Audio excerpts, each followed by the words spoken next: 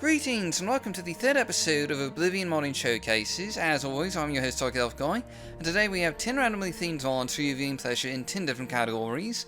And I do sort of need to apologise real quick. It's taken me several months to actually finish working on this episode. I think our last episode was released in February, and that was mostly due to just how unfamiliar I am with the Oblivion modding scene.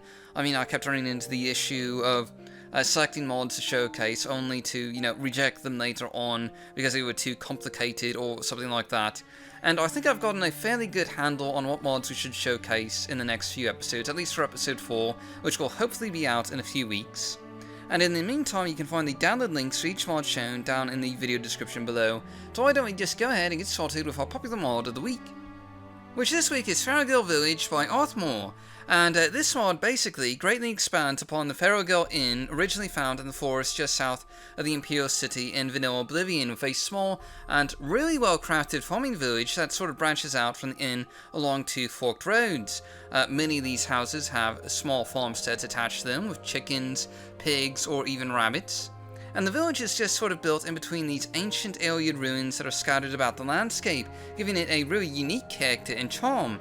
Not only that, but you might notice that the houses here look just a little bit different from the sort of typical farmhouses you expect to find dotting the Cyrodiil countryside.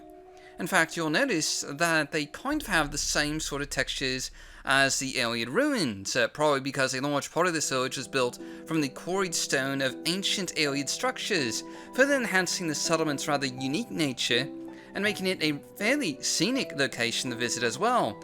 And it's actually a fairly sizable village too, I think. There's about a half dozen farmhouses here, plus a new smithy shop, making this one of the larger villages in Cyrodiil, in vanilla Oblivion anyway. If only just barely, and there's just a ton of detail that went into crafting this environment that I just really enjoy. This mod turns what was once just another generic location in Oblivion into a place that you'd actually like to visit and explore. Naturally, all these buildings also have unique interiors, and something you'll notice is that once again, the village is really quite heavily influenced by Iliad styles, with Iliad furniture and dishware being used by the locals, and no doubt this was salvaged from the nearby ruins. Real quick, you can see a second interior here, which again utilizes that mixture of Cyrodiilic and Iliad furniture and dishware styles, with multiple different colors of Iliad dishes. And again, this all just helps to give this town a bit of unique character and charm. There's also a new shop here, the blacksmith, where again you can notice the Iliad stonework in the construction here, and you also find that some of the NPCs in town, like the blacksmith, have a bit of unique dialogue with a story about the town, how it was founded, and the more recent expansions and role plays in Cyrodiil's economy.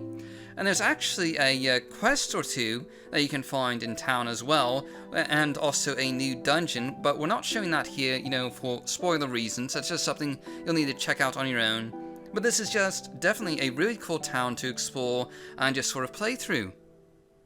But moving on for our house mod of the week this week, we have Elcian Estate by Swakorni. And this is a small estate out on the Clovian Highlands between Kvatch and Skiningrad, I believe, and it doesn't have a big exterior as you can see here. It's just kind of a Skiningrad style townhouse that's off on its own, with a small dock leading out onto a small pond, and there's a bit of landscaping here, some nice gardens, and you'll notice there's a lot of hanging vines and flowers along the sides of the estate here, which all looks quite charming. Now, much like all of Swakorni's other Oblivion housing mods, this one has a number of really cool features, like light sources you can turn on and off, and in fact you'll have to go around and turn on lights when you first arrive, since the home is dark by default. And off to the side here on the first floor you'll find a nice sort of dining room and kitchen-like space with plenty of display cases lining the walls where you can just sort of show off your own personal goods if you so desire. Now you'll notice a lot of sort of decorative objects in here, and most of these are organized storage containers that you can use, much like what you'll find again in Swakorni's other mods. And up on the second floor you'll find a rather large magical lab with a number of different stations, including an alchemy station as well as a few bookshelves and the like. And as you might expect, the magical lab here contains a ton of convenience features, including a teleport spell you can use to return to your estate, in addition to a map marker, and you'll also find that the alchemy station is sort of an auto alchemy lab where you can just click on the apparatus here to start the potion creation process. And just like Swakorni's other mods, this one features a ton of sorters for sorting just about every type of item, including potions, dishes, ingredients, miscellaneous items, books, and so on and so forth. There's even an ingredient multiplier for copying ingredients if you so desire. There's also a master bedroom on the top floor, including a small library-like space with a desk and study, as well as a small balcony overlooking the lower floors, and of course there's a bed for you to use, all very nice and cozy looking. And the property naturally also comes with a sizable basement, including a large crafting hall where you'll find an assortment of Oblivion crafting tools, such as a workbench, spinning wheel and tanning rack. You'll also find a small armory down here, including an anvil where you can repair items, make lockpicks or improve your weapons. And the last room you'll find in the basement is a large communal guest bedroom, capable of housing 3 guests or 3 companions that you might have, with a small dining space for them to use and also their very own fireplace. And all in all, Elcian Estate is a pretty detailed and lavish home with just about all the amenities you could want in a good house mod, and it's well worth checking out if you're on the market for a new home. This week's gameplay mod of the week is Camping by Mascar, and this mod adds camping gear that you can purchase to select retailers across Cyrodiil, such as the Argonian Lady in Coral, and this new gear consists of a variety of different tents that you can purchase, ranging in size from simple small traveller's tents to large pavilion-style tents with a range of prices as you might expect. And in order to use the tent that you've just purchased, you'll need to cast a new spell that you'll find in your spellbook, and obviously you can't set up a tent just anywhere, like on a rock face or rough or uneven terrain. Instead, you'll need to find fairly flat terrain and recast the spell, selecting the tent you want to set up from the menu that appears here. So if you have multiple tents, you can select the one that you'd prefer, and once cast, your tent will appear before you, and in my case, it's a small traveller's tent with a few fire logs and a working bedroll that you can use to rest. And not shown here, there's also a map marker with fast travel back to your tent that's added to the main map. Now here's another one of the tents. This is a medium-sized tent done in the coral style with stripes and the like, and it comes with a bedroll, a stool that you can sit on and admire the view, or just stay warm. And you also notice that by setting up my camp at night, our little log pile is actually lit up, providing a warm and cozy addition to guide you through the night. Finally, there's also a large tent option, and the cool thing here with these large tents is that they actually come with their own interiors, where you can get out of the wilderness for a little while on your travels and enjoy the safety of 4 walls surrounding you. Here you can see one of the tent interiors, a pretty simple and small space, with 2 bedrolls, one for yourself and a companion, and there's also a small table where you can display items or just eat a meal, and a chest in the corner for you to store items in between dungeons and the like. And this is just a rather convenient little mod for sort of having a house or home that you can go to while you're out in the wilderness. Next up, we have our Dungeon Mod of the Week, and this week we have Unique Dungeons, Lich's Lair by Hasterick and Forcepoint. And this mod adds a new dungeon east of Reville across the Nibbin Bay along the road leading down to Leowin. And as you can see here, it looks like a sort of normal cave protected by a bunch of standard fare goblins that you'll have to dispatch before moving inside. And while this looks like a fairly normal dungeon from the exterior, it is kind of unique looking once you head inside. And, you know, I'm just going to sort of zoom through the first level of the dungeon here so you can get an idea of what this dungeon looks like. But essentially, this first cavern is home to a tribe of goblins. And you'll notice there's a huge contrast here with light and shadow, with lights evenly spaced out through all the caverns to sort of provide a path forward for you to follow. But everything else is covered in shadowy darkness, hiding potential foes and hazards for you to avoid. And as a result of this interesting combination, this is a rather more colourful style of dungeon than you typically see in vanilla Oblivion. And of course, I'm trying not to spoil everything here. There's actually several more dungeon interiors beneath this one, so rest assured there's a fair amount of content to find here. And as you might expect, this dungeon is perfect for stealth-like characters who like to strike from the shadows. Due to the even distribution of shadows and light throughout the entire dungeon, you can sort of sneak through the entire thing and attack from a distance. Again, really just perfect for thief or assassin-like characters. And of course, there's much more to this dungeon than just a bunch of goblins after all. And the name of this mod is Lich's Lair, and you'll find a hidden away door on a lower level that'll lead you deep into the caverns with many secrets just waiting to be uncovered. Down here you'll find some more undead enemies awaiting you in the dark, and there's a ton of cool stuff to discover down here. But anyway, I'm just going to sort of leave off down here so as not to spoil the whole thing for you guys. But suffice to say, there's a ton of additional dungeon interiors that we haven't shown off here. And if you like dungeons, this one is certainly worth checking out, and especially if you enjoy stealth gameplay. For our items of the week this week, we have Imperial Plate Armor Redux by Imhan123 and Sintaker. And this mod adds a new set of armor for sale with a new weapon to go along with it to the Coral Armory shop called Imperial Plate Armor with fairly high heavy armor ratings, an Imperial Gladys long blade weapon, and all this is fairly expensive to, sort of go along with their relatively high stats. And you can see the armor here, and it's a kind of really cool and reflective white-like silver armor set that's pretty much in line with a lot of other Oblivion armors, but clearly much more reflective. I mean, you can see a lot of reflections off of the plate armor here. Other than that, though, the armor set does come with a cool-looking Imperial blade with a few patterns on it that matches the color scheme of the armor perfectly. And this is a fairly complete armor set, including a shield and Imperial Legion-styled helmet. If you enjoy heavy armors or just like your armor to be well polished, this is a pretty good armor set for you, and ideal for melee fighter-type characters especially, but possibly also handy for battle mages and the like. But it's an interesting armor set nonetheless. This week's quest of the week is 5 Blind Mice by Meath, and this is actually a pretty epic quest series that starts out when you meet a certain high elf in Skinnengrad who tells you about his little guild, an adventuring group that recently went out on their first dig looking for a legendary lost alien city. Only none of them ever returned, so this quest starts out with you being sent out to sort of, find them. And something I should note really quick here is that every NPC in this quest is fully voice acted with lip syncing and the whole shebang, and the voice acting is pretty good too for the most part. The first step in tracking down these missing adventurers, though, is located in an old, abandoned Imperial silver mine outside of Skinnengrad, where supposedly the miners stumbled upon the ruins of this ancient city. And something that ought to be noted here is that this quest series involves some really massive dungeons, 3 in total that I know of, that just sort of extend into one another, and each one is pretty big, even by Oblivion standards. So you can expect a lot of dungeon fighting and exploration throughout this entire mod, with numerous large chambers and hidden stashes of loot.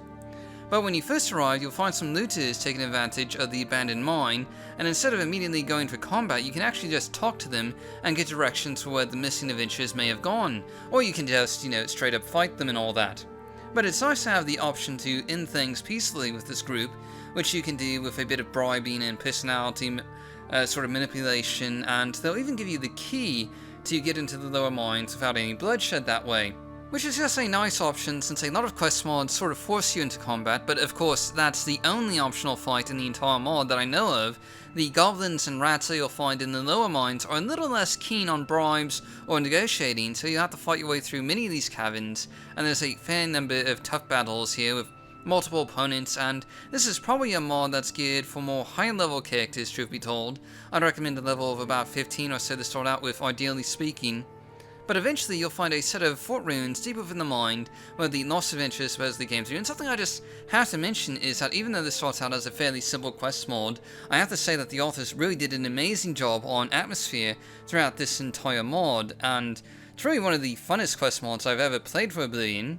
And in any event, you'll inevitably follow in the steps of the others by falling down a massive chasm deep beneath Tamriel, and this is just one of a number of rather epic sequences in this mod, and trust me when I say that you're in for quite a ride. 5 Blind Mice really utilizes a lot of that sort of hidden wonder of discovering something ancient and epic, sort of like Indiana Jones or Uncharted. In any event, it's down here where you'll discover the ancient ruins of this lost alien city, rumored to be wealthy but cursed with a terrible darkness. It's at this point that the mod basically transitions from an adventure mod into something of a horror story, because you're not alone down here in the dark, not by far, and these halls are haunted with something ancient and terrible.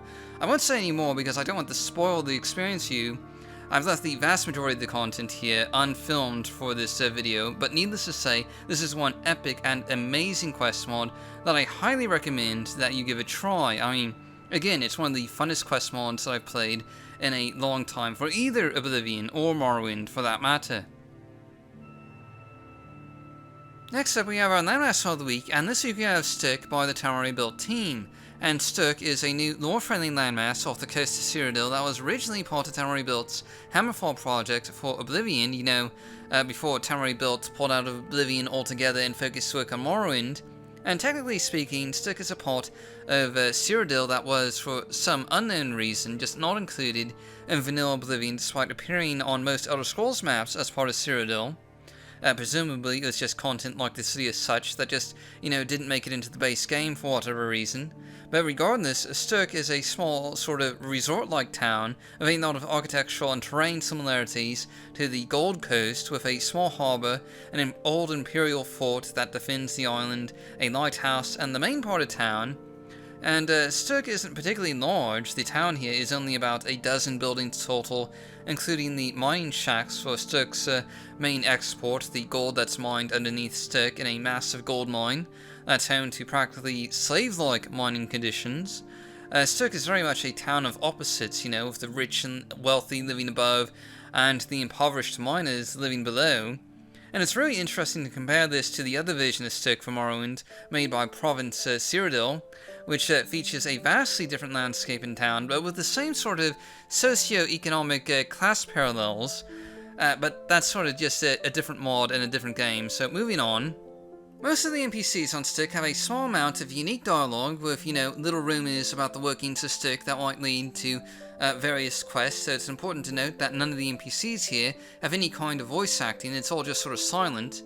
And in total there's 6 different miscellaneous quests for you to go on, with a fair bit of exposition and character development to keep you interested, and these quests involve everything from, dungeon delving to basic item fetch quests.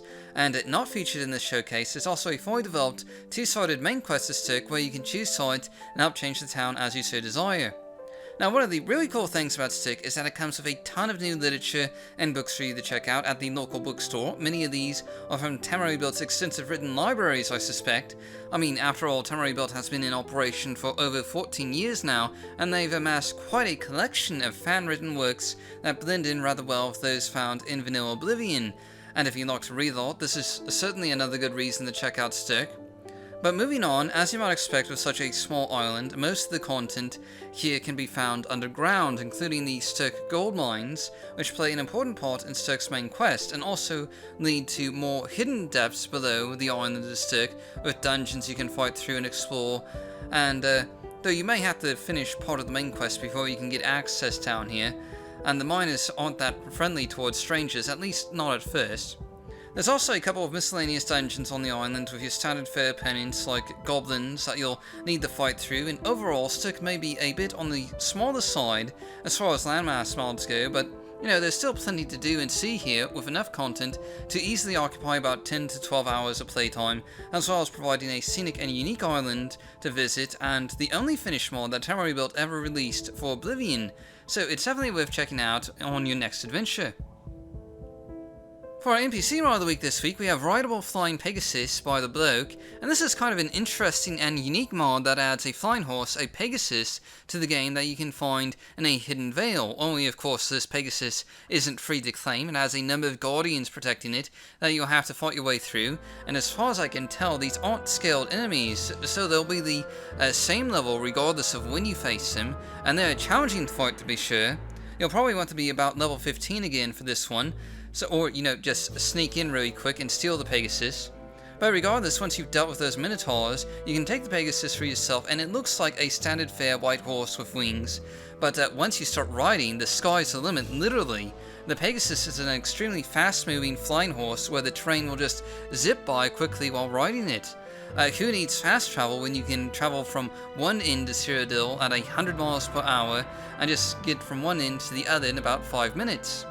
It certainly is a fun ride to go on, and pretty convenient too for getting to places that you haven't discovered yet, though there may be a few FPS issues at this speed, especially with cell and LOD loading, but that's a minor sacrifice to make for the supercharged Pegasus Wonder. Now you can pretty much travel at any height level you want just by using the mouse to sort of guide your mount. The Pegasus can also hover over a spot naturally, though it doesn't really seem to have a slow moving option. It's either full speed or full stop, but in any event, this is just a fun way to get around Cyrodiil. And moving on, this week's New Meshes and Textures Mod of the Week is Town Wall Retexture by Betty. And this is pretty self-explanatory, but this is a set of text replaces for the town and city walls of Cyrodiil's various cities, such as Coral here. And this basically replaces the town walls with a sort of red brick texture, and this is obviously a fairly high resolution and detailed text replacer that also includes the castles of Cyrodiil, at least some of them anyway. as you can see here, and really this is just kind of an interesting color contrast. In vanilla Oblivion, these town walls were mostly just generic grey stone, and this replacer really brings a lot more color to them, that even though it doesn't exactly match each town's architectural style, it doesn't really conflict with Oblivion's aesthetics either, and it sort of blends in fairly well, while adding in a bit of colorful contrast to each city. Another interesting thing to note here is that this texture replacer also covers a variety of other objects that naturally use the town wall textures in vanilla Oblivion, such as some of the castle wells used for drawing water and the like. And just to provide a bit of comparison with a second city here, you can see the town of Shadenhall with these new textures, which provide for a sort of interesting combination with Shadenhall's tall towers and pointed purple roofs. But I actually think this combination works fairly well, and so far I'd have to say that this texture replacer does kind of work with most of the towns that I've checked out with it, including Anvil and Leowin, and this is just a great texture alternative for those wanting something a little different than the standard fare grey stone walls of vanilla Oblivion, and it's certainly a rather interesting and unique texture replacer that's available for the castles and city walls of Cyrodiil. Finally, for our underrated mod of the week this week, we have Assault on Fort Jaded by David Brasher. And this mod adds a new repeatable quest that you can find outside the northern gates of Bruma, where an Imperial Legion general with his soldiers and Aldmeric allies waits to launch war against the treacherous Nordic separatist forces just across the border in Skyrim. You can offer to help retake one of the Imperial forts that have, just been taken over by these Nordic separatists, and help lead the battle, and this is basically a quest in the fashion of Skyrim Civil War campaign, only repeatable where both sides battle with new reinforcements constantly coming to your aid or fighting you. And once you accept the quest, you can follow your fellow soldiers to the fort, and fair warning, it is a bit of a slog to get there. I mean, it is across the border in Skyrim after all. And once you reach the fort, it's basically an all-out assault, with each side originally starting out with 10 soldiers, the Imperials charging up to the gates and the Nords defending, though each side has, I believe, around 50 reinforcements, so when one of the soldiers gets killed on either side, they immediately get replaced and the battle wages on. This is a lot like other repeatable battle mods that we've looked at in the past, like the Battle of Fort Buckmoth for Morrowind, and the real appeal here is to just sort of take part in a large-scale battle with lots of NPC fighters. And there's a few more mods like this for Oblivion, but one of the bonus features here is that you can actually loot each fallen corpse. Some of the other mods prevent this, which kind of takes away some of the fun of waging a large-scale battle in my opinion. But in any event, looting corpses here isn't too overpowered or anything, since both sides are carrying fairly weak or mid-range equipment at best. And another cool feature here is that you can tear down the various Nordic separatist banners that you see scattered around the fort as a sort of a side objective. And the fort also naturally has a lot of levels and also an interior. And as the battle progresses, you'll go past the main gates, through the courtyard, and quite possibly, you might end up fighting through the dark tunnels of the fort's interior itself. Though it hasn't been very well maintained, I have to say. This seems like an awfully ruined fort to me. In any event, the battle will take anywhere between half an hour to 45 minutes depending on how effective you are, and once it's concluded, you can return and report your success to the general for your reward, and for your service you can expect a grand payout of exactly 50 gold. Really, the battle is its own reward after all. After you report back, you can also start up the quest again and repeat it as many times as you'd like, so you can keep reliving the battle over and over if you so desire. And that pretty much wraps up this episode of Oblivion Modding Showcases. Again, I have to apologize for how long it's taken, and hopefully we'll get episode 4 of Oblivion Modding Showcases out sometime in June, I think, probably late June. So you have that to look forward to, and anyway, thanks for watching, and if you enjoyed this video, do please remember to leave a like and subscribe, and yeah, I'll see you all next time with 10 to 11 mods that we'll be featuring for Oblivion, hopefully including UI mods this time around.